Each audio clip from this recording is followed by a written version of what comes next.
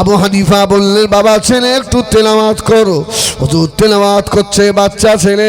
ছেলেটাকে জানেন আল্লাহ জগতের বড় ইমাম করেছিলেন আল্লাহর ওলি হযরত ইমাম মুহাম্মদ রাহমাতুল্লাহ আলাইহি।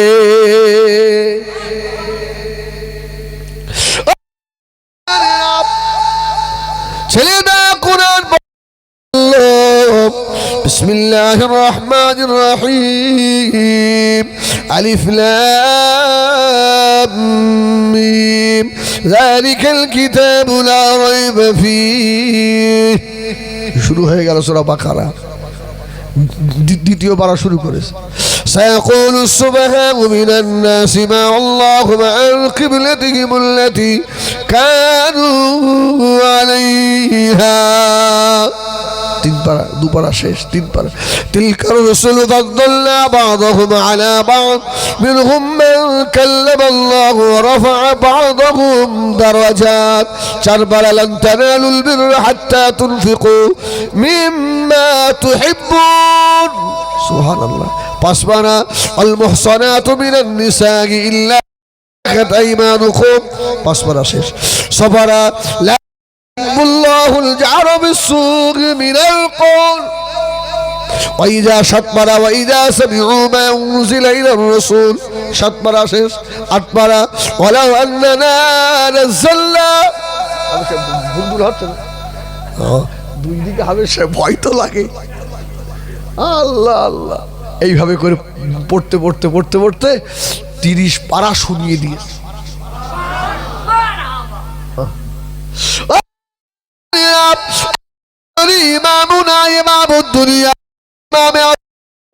আবু হানিফা বলল বাবা ছেলে আমার ক্লাসে বসো বাবা। বাচ্চা ছেলেটা ক্লাসে বসে ইমামে আজমের মুখের পানে তাকিয়ে রয়েছে। একভাবে কিছুক্ষণ পরে ছেলেটা দাঁড়িয়ে পড়ল। ইমামে আমার একটা প্রশ্ন আছে, জোরে বলুন সুবহানাল্লাহ। বড় বড় ছেলেরা কেউ প্রশ্ন করে না হুজুরের ভয়, আর বাচ্চাটা বলছে হুজুর আমার একটা প্রশ্ন আছে। কি বাবা?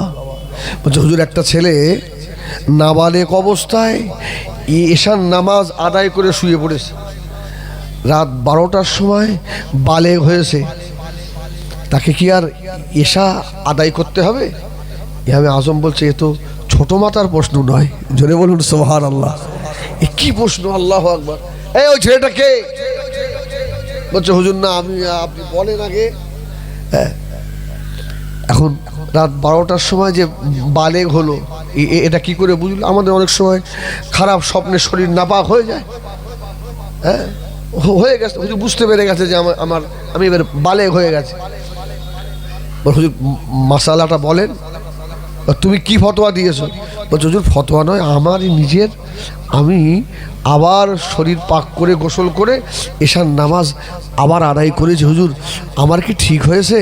ইমামে আজম বললেন একদম ঠিক হয়েছে, জোরে বলুন সুবহানাল্লাহ। হুজুর বললেন আল্লাহ এই ছেলেটাকে জগতের একটা বড় ইমাম আল্লাহ বানাবে, জোরে বলুন সুবহানাল্লাহ। সোনা মানিকেরা দরবারে বাচ্চাগুলোকে নিয়ে যাবেন আল্লাহর ওলির মাজার বসিরহাট আল্লামা হুজুরের মাজারে। ছেলেকে নিয়ে গিয়ে পাশে দাঁড় করিয়ে দোয়া করবে, আল্লাহর ওলি যদি মাজারের ভিতর হালতে তাকিয়ে দেয় বেটা নসিব খুলে যাবে।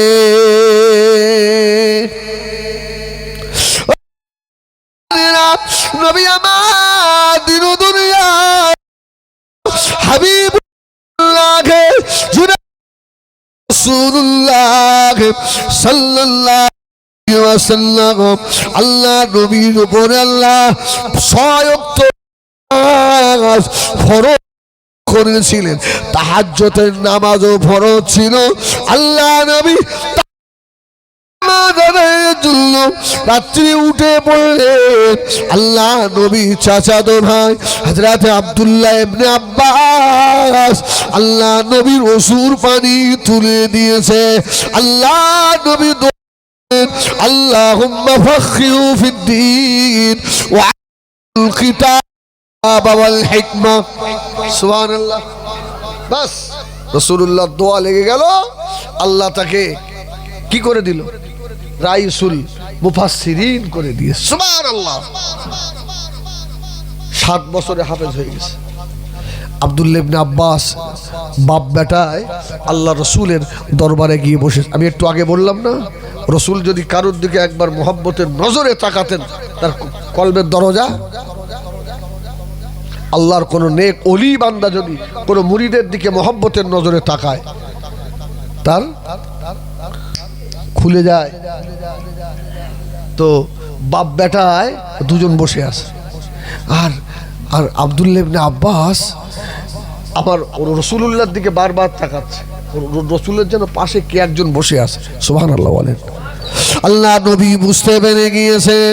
আব্দুল্লাহ ইবনে আব্বাসকে বললেন, ও ছেলে কি দেখছো বাবা?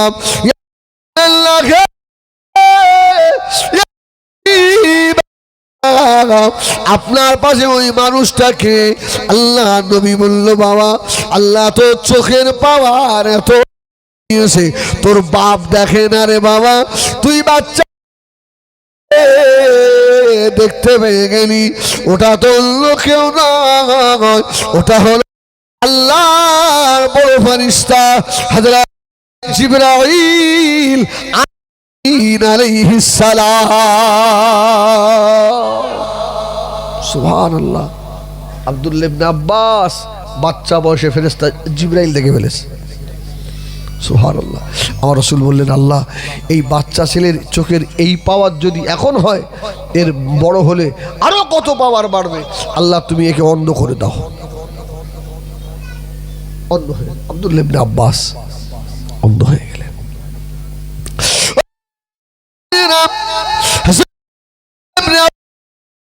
রাইসুল মুফাসসিরিন কোরআনের তাফসীর করছেন, মাহফিল কায়েম করেছে বাবা।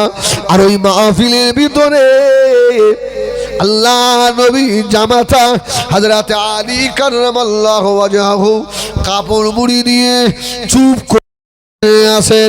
হযরত আব্দুল্লাহ ইবনে আব্বাসের তাফসীর শুনছেন। হযরত আলী মাঝে মধ্যে প্রশ্ন করছেন। হযরত আব্দুল্লাহ ইবনে আব্বাস বুঝতে পেরে গেছে, গলার সাউন্ড শুনে এটা অন্য কেউ নয়, আল্লাহ নবী যাকে বলেছেন আনা মাদিনা আমি রাসূলুল্লাহ আমিনের শহর, ওই শহরের দরওয়াজা আমার আলী। জোরে বলুন সুবহানাল্লাহ। সোনা মানিকের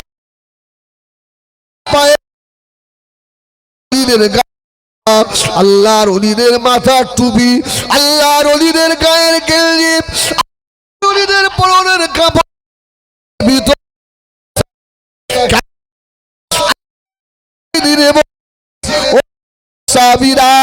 বাবারা শুনে রাখো, আমার আলীকে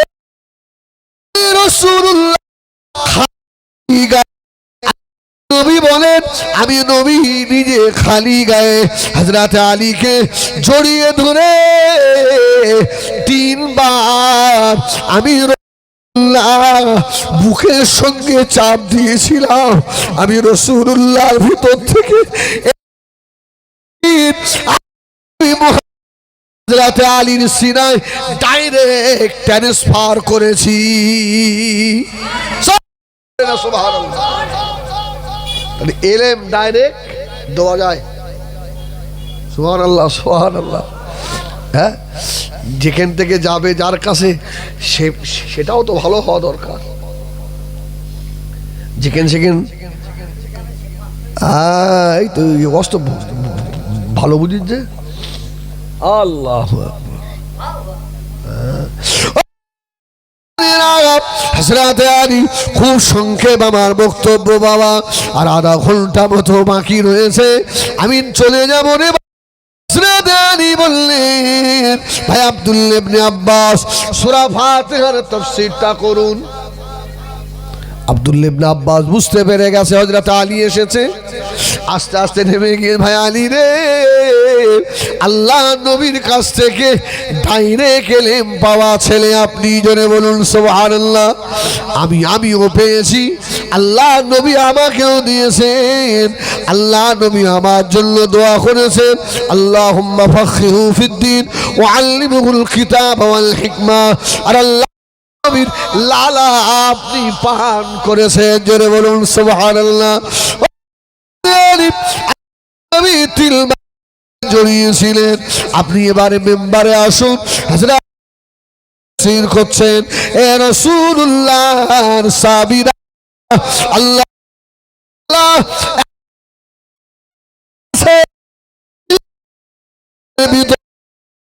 যা রেখে দিয়েছে তার সারমর্ম আল্লাহ সূরা ফাতিহায় দিয়ে দিয়েছে। ফাতিহা উম্মুল কুরআন। সাহাবীরা তাফসীর শোনো বাবা, পড়তে গেলে আগে বিসমিল্লাহির রহিম পড়া লাগে। 30 পারা কোরআনে যা আছে তার সারমর্ম আল্লাহ বিসমিল্লাহর ভিতরে দিয়ে দিয়েছে। হযরত আলী বললেন, 30 পারা কোরআনে যা আছে বিসমিল্লাহ পড়ে হযরতে বা অক্ষর, এই বা অক্ষর তাই আছে। হযরত আলী শেষে বললেন, এই বা একটা নুকতা আছে, আমার আল্লাহ আমি আলীকে তাই দিয়েছে। সুবহানাল্লাহ বলেন।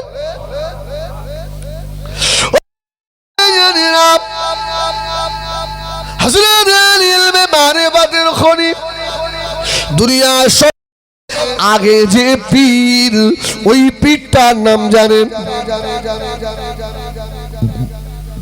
বড় পীর সাহেব, সব থেকে বড় পীর হলো হযরত আলী রাদিয়াল্লাহু আনহু, জোরে বলুন সুবহানাল্লাহ।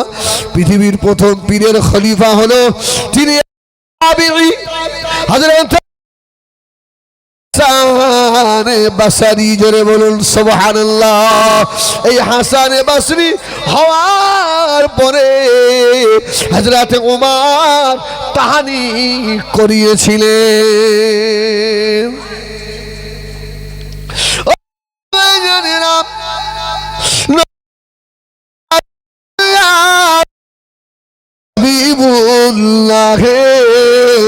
জনাবে মুহাম্মদ রাসূলুল্লাহ সাল্লাল্লাহু আলাইহি ওয়াসাল্লাম আল্লাহ নবী নামাজ আদায় করছেন। সুবহানাল্লাহ। এই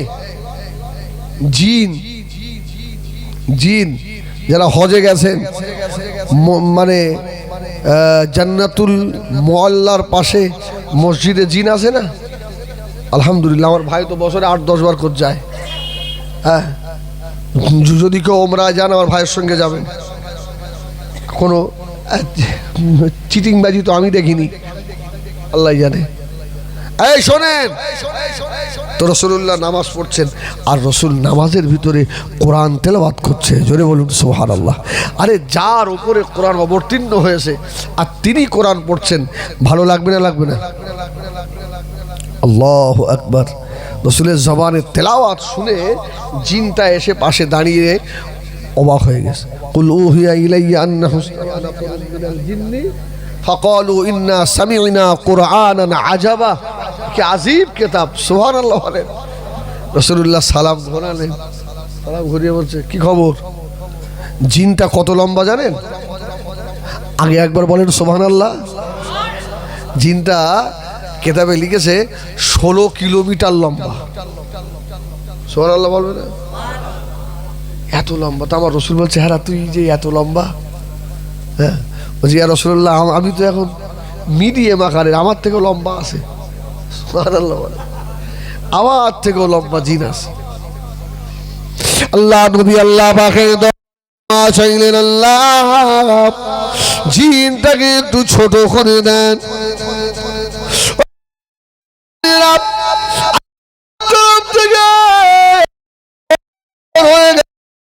আমার হাবিব, আপনি জানেন না আপনার হাতের কত পাওয়ার, সুবহানাল্লাহ। কাবা শরীফের পাশে জাবলে আবি কুবাইস, পৃথিবীর প্রথম পাহাড় জাবলে আবি কুবাইসে আপনি দাঁড়িয়ে শাহাদাত আঙুল উঁচু করেছিলেন। আমি আল্লাহ সকল কামার করে দিয়েছিলাম। হযরত মুহাম্মদ সাল্লাল্লাহু আলাইহি ওয়াসাল্লাম আপনার শাহাদাত আগুনের ক্ষমতা একটু দেখান। নবী আমার জিনের সম্মুখে দাঁড়িয়ে আল্লাহ নবী শাহাদাত আগুন বাঁকা করছেন, জিন ছোট হচ্ছে, 9 হাত হয়ে গেল।